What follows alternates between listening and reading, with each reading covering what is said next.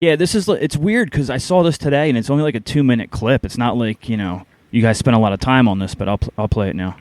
Next one's from Richard Boudreau. Subject is mailbag question, René Duprée. Hey guys, love the show, and I became a Monkey on a Cupcake subscriber about a month ago, and it's well worth the paper. Thank you. My specific question is about former WWE wrestler René Duprée. Not sure if any of you have ever worked with him in the ring, but I briefly met him back in April of 2013 when I worked in the business for a short time, or as Steve Austin would say, for a cup of coffee. Dupree came across as a kind of a douchebag, very self-entitled, and want to hear your thoughts on him as a worker, what he was outside the ring. Keep up the awesome work on the show, and if you guys could give me and my site a rub, that would be awesome. And it's I'm not going to give you a rub. I'm just going to read your email as it said, because we don't take suggestions. I think you should learn to explain that. We don't. Richard Boudreau is a lead editor and creator, Pro Wrestling Slam. I've never heard. I think I've heard of that. So Pro Wrestling Slam. I have not.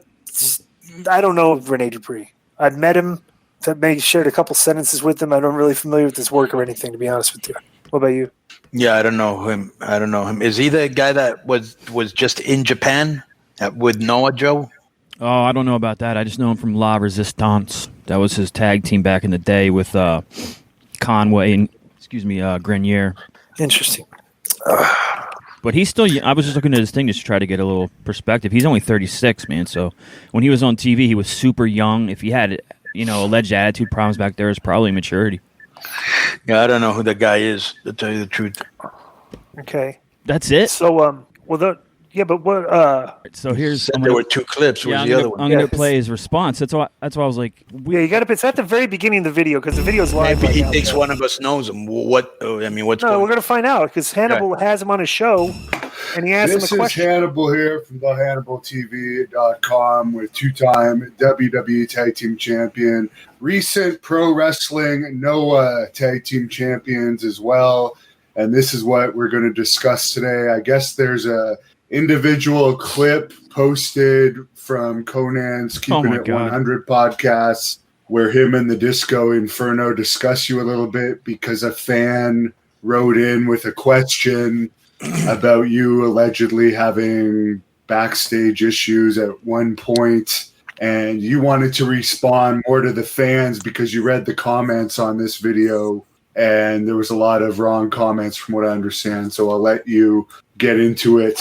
Yeah, so I had to think about the one guy that said I was a douchebag backstage in this show in 2013, and I had to think the name, then I realized it was some promoter that ran a show in Halifax, and just one of these mark promoters running a really indie show. Like all the wrestlers are, mind you, like this was one of the first indie shows I had done because I went from WWF to Japan, moved to Japan, then came back to Canada. So yeah, just some little jabroni promoter who acted like a mark, so I treat him like a mark. And Konnan mentioned in that audio that he had never heard of you, I guess, but supposedly you have had some contact with Konnan in the past. Oh, no, I met him in San Diego. I think Ray had brought him backstage. I think he's from San Diego. And then we were actually going to partake in some medicinal therapeutics outside. He definitely knows me Johnny then. Ace was staring right at us. So, I kind of gave him the Iggy, like, nah, we shouldn't go backstage. We shouldn't go do that. And you're a big supporter of that 420 movement, which is legal here in Canada. I understand your wife actually works at a plant now where she's like I said. Well, he's super over with me. Just the fact that we were going to smoke together means it was probably cool. I don't remember him, to tell you the truth, but so my bad. But probably who knows how high I was. Right. Yeah, so it wasn't at us. It was, I guess, the guy that wrote the comments that had heat with him. Yeah, Hannibal is very good at like doing these flaming headlines to get people. Because here's what it says: René Duprée responds to Konnan and Disco Inferno video. Right.